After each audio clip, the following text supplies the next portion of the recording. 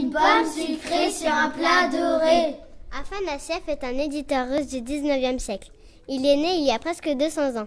Il a rassemblé près de 600 contes russes.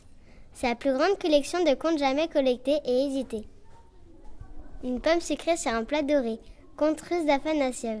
Ce conte a été choisi par les élèves de notre classe parmi une sélection de contes russes d'Afanassiev. Les contes russes ont comme les contes que nous connaissons depuis notre enfance une part importante de violence. Jalousie, colère, meurtre sont des thèmes qui reviennent dans de nombreux contes russes que nous avons lus cette année. Il ne faut pas oublier que nos contes, Le Petit Chaperon rouge, Barbe bleue, Le Petit Poucet, ont eux aussi une part de violence. Il était une fois 3 filles qui habitaient avec leur père. Le père était pêcheur. Un jour, il ramena beaucoup de poissons dans ses filets et décida de rendre à la ville pour les vendre et faire des achats. Ses 2 fils aînés s'imprégnèrent autour de lui. Papa, tu nous achèteras une robe de soie? Oui, si vous voulez. La cadette ne demande à rien. Mais toi, ma petite fille, tu ne me demandes de rien? Que veux-tu que je t'achète? Je n'ai besoin de rien, papa.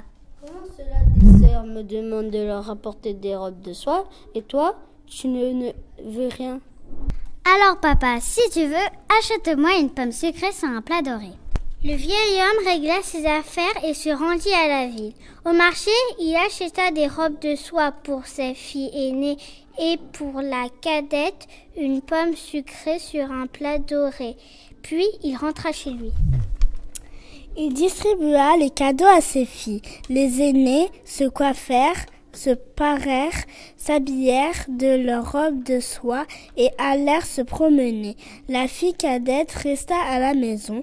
Elle s'assit et posa sur ses genoux la pomme sucrée sur un plat doré et elle dit: Tourne, petite assiette, roule ma pommelette. Montre-moi les prairies, les mers à l'infini, et les champs de bataille, la beauté des montagnes, et les cieux tout là-haut. Chaque fois qu'elle prononçait le mot, la chose apparaissait. Tantôt la campagne, tantôt la mer, ou de vastes prairies, ou des champs de bataille, ou la beauté des montagnes, ou les cieux vertigineux. Les sœurs aînées, à la vue de cette pomme et de la coupelle, furent prises de jalousie. Elles implorèrent leur jeune sœur. S'il te plaît, Tania, prête-nous ta pomme, nous voulons jouer aussi. Les sœurs prirent la pomme et la coupelle et se mirent à jouer. L'aînée prononça les paroles.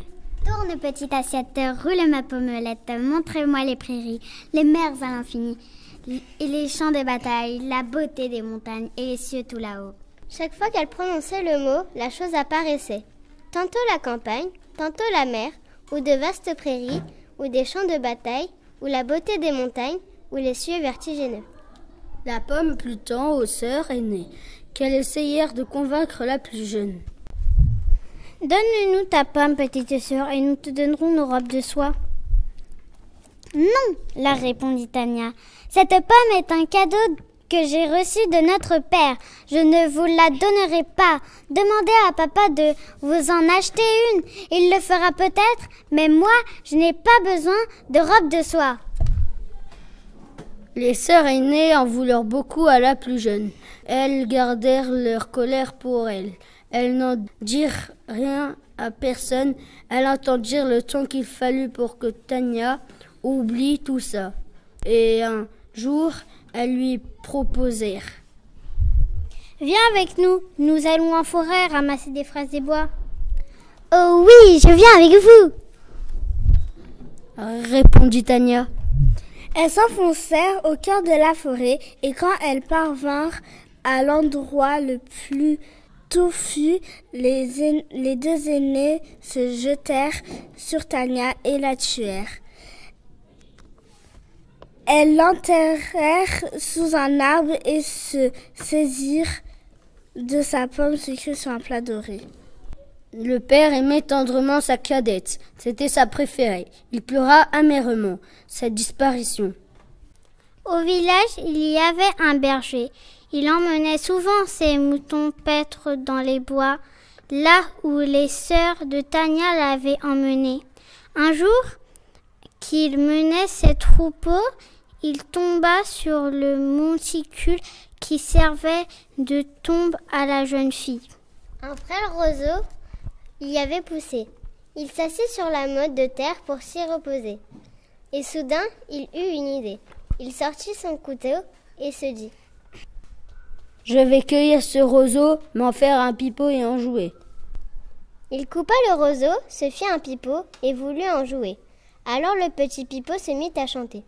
3 jeunes filles en forêt étaient allées chercher des baies, des framboises, des fraises des bois.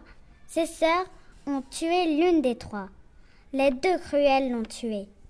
Elles s'en sont débarrassées pour prendre une pomme sucrée et une coupelle dorée. Le jeune berger n'en crut pas ses oreilles. Il pensa avoir rêvé. Il ne put croire que c'était arrivé.